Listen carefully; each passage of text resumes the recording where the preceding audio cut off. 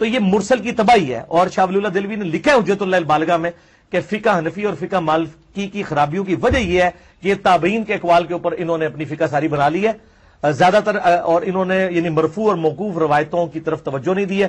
اور جب بعد میں وہ روایتیں نکلی تو ایک انہوں نے کہا یہ ساڑیاں بھی دیزا سن گھوم گئی ہیں. وہ گمیاں نہیں, وہ ہے ہی نہیں سن پائی.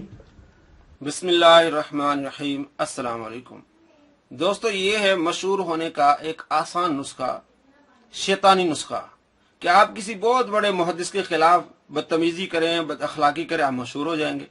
کیونکہ شیطان نے اللہ تبارک و تعالیٰ کے سامنے حضرت آدم علیہ السلام کو سجدہ کرنے سے انکار کیا تو بہت زیادہ مشہور ہوا.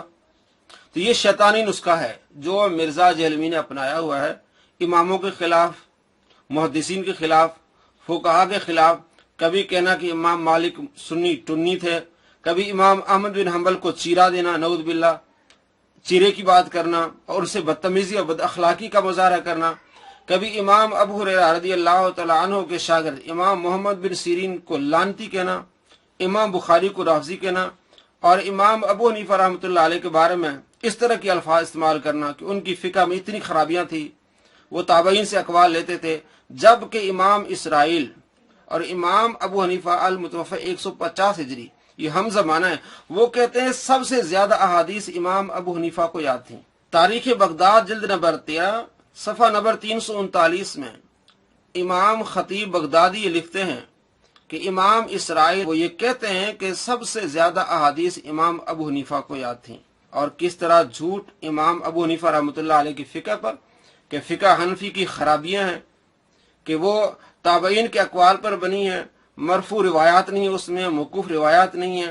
جب مرفوع اور موقوف روایات آ گئیں تو یہ کہنے لگے ہمارے پاس بھی حدیثیں بھی گم ہو گئی ہیں. اتنا بڑا جھوٹ, اتنی بڑی مکاری. ایک طرف بڑے بڑے امام ابو حنیفہ ان کی فقہ کے بارے میں یہ کہہ رہے ہیں, اور مرزا جیلمی کس طرح جھوٹ بول رہا ہے اپنے آپ کو مشہور کرنے کے لیے کہ جتنے بڑے امام کے خلاف میں زبان درازی کروں گا اتنا میں مشہور ہوں گا.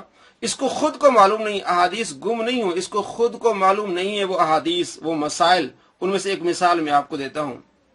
یہ اپنے لیکچرز میں کہتا ہے کہ فقہ حنفی میں جو مسئلہ ہے کہ امام رکوع میں ہو, بندہ رکوع میں مل جائے تو وہ رکعت پا لیتا ہے.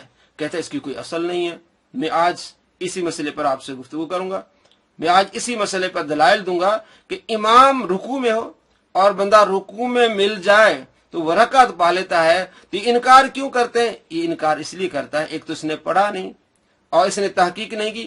دوسرا, اگر یہ مان لے کہ امام کے رکوع کے ساتھ ملنے کے ساتھ بندہ رکعت پا لیتا ہے تو اس کا جو فاتحہ خلف الامام والا مسئلہ ہے جس پر یہ لیکچر دیتا ہے اور بدتمیزی اور بد اخلاقی کا بازار گرم کرتا ہے وہ ختم ہو جائے گا.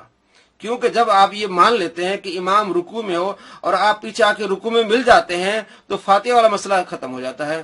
یہ جو کہتے ہیں کہ امام کے پیچھے بھی فاتحہ پڑھنا لازمی ہے, تو اب وہ بندہ جب رکوع میں مل جائے گا وہ رکعت بھی کاؤنٹ ہوگی تو فاتحہ کو کس طرح آپ کاؤنٹ کریں گے؟ فاتحہ کو آپ کیسے ملائیں گے؟ فاتحہ کے بغیر رکعت مکمل ہو رہی ہے. تو میں آج آپ کو بتا رہا ہوں کہ فاتحہ کے بغیر رکعت مکمل ہو رہی ہے. اور موقوف احادیث بھی بتاؤں گا آپ کو اور مرفوع احادیث بھی. موقوف روایت اس کو کہتے ہیں کہ جس کی سند صحابی تک پہنچے, اور مرفوع حدیث اس کو کہتے ہیں جس کی سند آپ صلی اللہ تعالی علیہ وآلہ وسلم تک پہنچے. آپ کے سامنے یہ کتاب ہے السنن الکبری للبیہقی, حدیث نمبر 2580, جس میں حضرت عبداللہ بن عمر رضی اللہ تعالیٰ عنہ فرماتے ہیں, یعنی یہ موقوف روایت ہے, کہتے ہیں من ادرک الامام راکعا, جس نے امام کو رکوع کی حالت میں پا لیا, فرکع قبل ان یرفع الامام رأسہ, اگر اس نے رکوع کیا امام کے سر اٹھانے سے پہلے, فقد ادرک تلک الرکعت, اس نے وہ رکعت پا لی. یہ حضرت عبداللہ بن عمر رضی اللہ تعالیٰ عنہما کا یہ فتویٰ ہے کہ جو شخص رکوع کی حالت میں امام کو پالے اور یہ بھی پہنچ جائے رکوع میں امام کے سر اٹھانے سے پہلے تو اس نے وہ رکعت پالی. اگلی حدیث بھی السنن الکبری للبیہقی کی حدیث نمبر 2587, جس میں حضرت زید بن وہب واقعہ بیان کرتے ہیں کہ حضرت عبداللہ بن مسعود رضی اللہ تعالیٰ عنہ کے گھر سے ہم نکلے مسجد کی طرف. جب ہم مسجد کے درمیان میں پہنچے تو امام نے رکوع کر لیا, تو حضرت عبداللہ بن مسعود رضی اللہ تعالیٰ عنہ نے بھی رکوع کر لیا اور میں بھی رکوع کیا, اور ہم رکوع کی حالت میں آگے چلے یہاں تک کہ ہم صف کو پہنچے اور امام نے سر اٹھا لیا. नमाज मुकम्मल होने के बाद मैं खड़ा हुआ, मैंने समझा कि मेरी रकात वो छूट गई है, तो हज़रत अब्दुल्लाह बिन मसूद रदी अल्लाह तआला अन्हु ने मेरा हाथ पकड़ा, व अजलसनी, आप रदी अल्लाह तआला अन्हु ने मुझे बिठाया, सुम्मा काल, फिर फरमाया, इन्नक कद अदरकता, बेशक तूने पा लिया, यानी उस रकात को तूने पा लिया जिस रकात में तू इमाम के साथ था।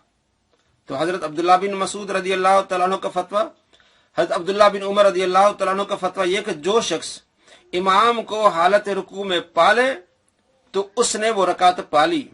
अब ये हदीस की तरफ आएंगे, हदीस ज़ईफ है, इसलिए मैं इनके घर की बात बताऊंगा। किताब है अल जामे अल कामिल फिल हदीस सही शामिल, कि वो किताब जामे कामिल जिसमें तमाम अहादीस सही हैं, और इसके मुसन्निफ हैं अबू अहमद मोहम्मद अब्दुल्ला अल आज़मी, और ये मस्जिद नबवी के मुदर्रिस हैं।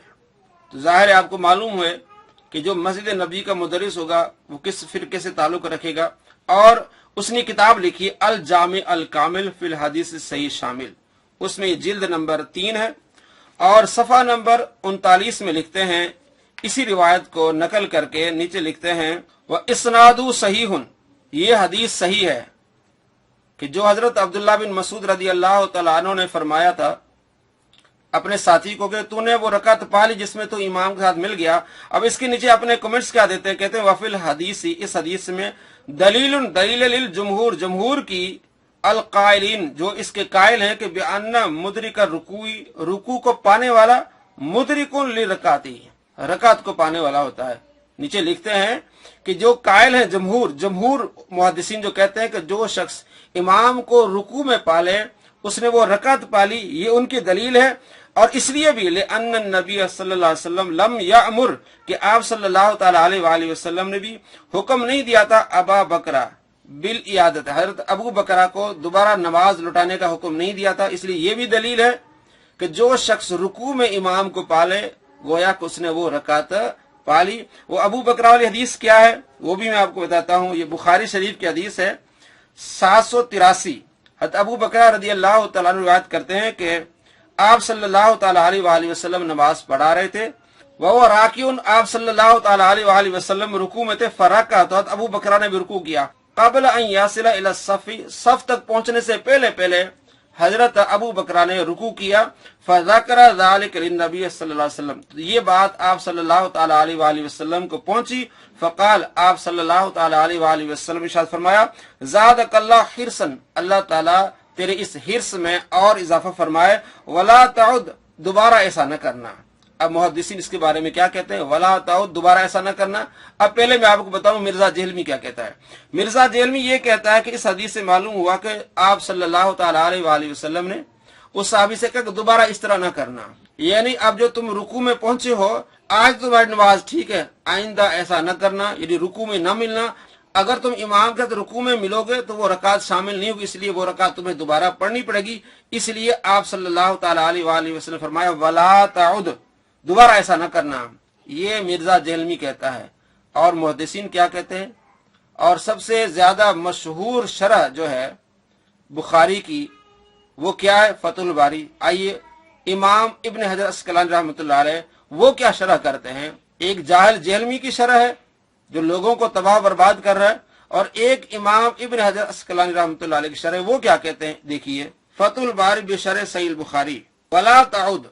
अब वला ताउद की शरह क्या करते हैं, आई यानी इलामा सनाता मिन साइद शदीद, कि जो तूने चल के जल्दी चल के सफ की तरफ आए हो, सुम्मा रुकू दूना सफ, रुकू करके सबसे पहले इस तरह दोबारा न करना, क्योंकि जल्दी नमाज के लिए चलना आप सल्लल्लाहु तआला अलैहि वसल्लम ने मना फरमाया है। फरमाया वकार और सुकून के साथ नमाज की तरफ आओ। अगर एक रकत भी छूट जाए तो कोई मसला नहीं, उसको पढ़ लेना बाद में, लेकिन नमाज के लिए जब आना है तो सुकून और वकार के साथ आना है। तो वला ताउद का माना इब्न हजर अस्कलानी ये फरमाते हैं कि इलामा सनाता मिन साइल शदीदी, कि जल्दी दौड़ के नमाज की तरफ न आना। ये है इमाम इब्न हजर अस्कलानी रहमतुल्लाह अलैह की शरह। और मिर्जा जेहलमी ने क्या शरह की कि दोबारा इस तरह रुकू में न मिलना। हालांकि मैंने आपको हदीस दिखाई बहकी की जिसमें अब्दुल्लाह बिन मसूद रदी अल्लाह तआला अन्हु रुकू में मिलते हैं और अपने साथी को बाद में बिठा देते हैं कि जो बंदा रुकू में मिलता है वो रकात में पा लेता है। और उसके बारे में क्या कहा, मस्जिद नबी के मुदर्रिस मुहद्दिस ने क्या कहा کہ یہ حدیث صحیح ہے، اسناد صحیح ہونا. یہ ہے مرزا دہلوی کی جہالت کہ اسے خود احادیث کا علم نہیں ہے اور یہ کہہ رہا ہے کہ فقہ حنفی میں جتنے بھی مسائل ہیں وہ تابعین کے اقوال پر بنے ہوئے ہیں. نام نہاد انجینئر محمد علی مرزا خارجی کے ہر جھوٹ کا اب ہم کریں گے علمی پوسٹ مارٹم. اب تعقب کیا جائے گا نام نہاد انجینئر محمد علی مرزا خارجی کے ہر جھوٹ کا. تمام عشاق رسول ہمارا چینل سبسکرائب کرنا مت بھولیے.